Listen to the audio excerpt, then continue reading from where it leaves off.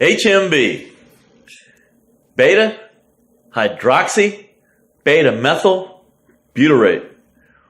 What is HMB? HMB is a supplement that came out in the mid-90s following creatinine in 1993, and it was predicted to be the next great supplement. It did not pan out. Why did it not pan out? For two reasons. The price was so high, it was prohibitive, and people did not know how to use it. Now, HMB is still on the market. We don't hear about it too much. Why is that? Well, let's find out how it works, what it does, and if it is indeed something that we should be using. HMB is a metabolite of leucine, and it's also a substrate of cholesterol. Now, cholesterol is needed to ensure the strength of a cell membrane, okay? And dietary cholesterol, most people don't know this, is excreted by the body, most of it, okay? Cells create the cholesterol that they need, generally by obtaining it from the blood, okay? Now, whenever dietary cholesterol is increased, cholesterol synthesis in the liver is decreased. And when dietary cholesterol is decreased, cholesterol synthesis in the liver is increased. Now, Vince Gironda told us this back in the 90s, and nobody would believe it. Now, so as a result, the cholesterol is fairly stable in a healthy person. Now, this can change, however, with very poor diet and sometimes through hereditary. So I know people that are in that state have to take cholesterol medication. Now, the thing with cholesterol medication is it causes muscle cell toxicity and even death to the muscle cells. Now, we all know that when we train with weights, we do damage to the muscle cells and the connective tissue, okay? And cholesterol is needed to repair those muscle cell walls, okay?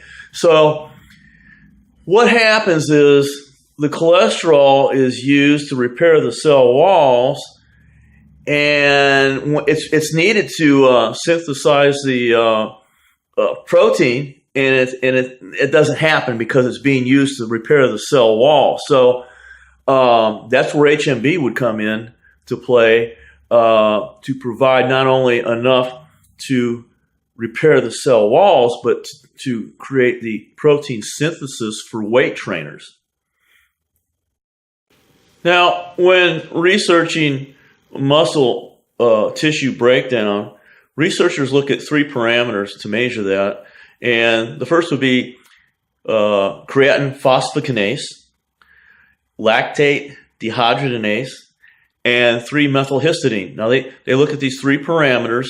They measure the quantity of these three parameters to determine the amount of protein breakdown in the muscles. Now, they did a study where they had people exercise for 1 week, okay? And during that study, that 3-methylhistidine, the levels increased by 94% in the control group and 85% in a group supplementing with 1.5 grams of HMB per day, okay? And 50% in a group supplementing with 3 grams of HMB per day. Now, another study showed that using the HMB for 2 weeks decreased the creatine phosphokinase levels below the initial screening values. Now, the placebo group's creatine phosphokinase levels were more than 5 times as much their initial screening value. In the same study group, the essential amino acids in the blood plasma, now this is amino acids that have been broken down or waste products now, okay, increased by 32% in subjects that weren't using the HMB, okay? They decreased by 9% in subjects using 1.5 grams of HMB per day, and decreased by 18% in the subjects that were using 3 grams of HMB per day. Now, everyone should agree that we want to, as bodybuilders, attain nitrogen balance for protein synthesis, okay? Now, they did another study for HMB in which they measured urine and plasma urea nitrogen to determine nitrogen balance, okay? So high levels indicate excessive protein breakdown, or it could also indicate an increase in dietary protein. However, what they did with this group was they made sure that they're all ingesting the same amount of protein every day. So that ruled out that second parameter. Now, what they did was they found that with 3 grams of HMB being supplemented per day, there was a decrease in the urinary urea nitrogen by 42%, and the plasma urea nitrogen by 26%, okay? And the placebo group's measurements, they all increased. So what we determined from these studies, and other studies like them, is that HMB provides cholesterol synthesis for muscle cells, okay, which increases muscle cell integrity, and it decreases muscle cell breakdown by decreasing CK, LDH, and 3-MH, which we discussed earlier. Now, both of these actions increase lean muscle mass and strength when the greater dosage, not the 1.5, but the 3 grams of HMB are used.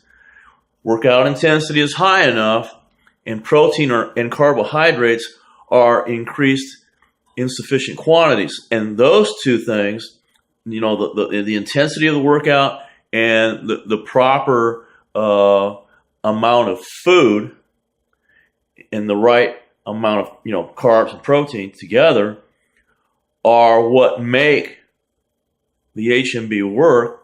If you're using enough HMB, that's where people went wrong. So it wasn't just the price that made HMB not as popular as it could have been, but it's just that people didn't know how to use it, okay? And people still don't know how to use it, okay? So now another thing you want to be aware of is that there are always people out there, supplement companies, that try to mimic HMB. They'll say it's HMB and it's not. They do that with other products. So be aware. You want to always look at the label. The patent is owned by Iowa State University Research Foundation, okay? So any company that sells HMB under that patent has got to have the patent number on the label. Now that patent number is 5,348,979. It's got to be there to be legitimate HMB. So make sure what you're buying is the real thing.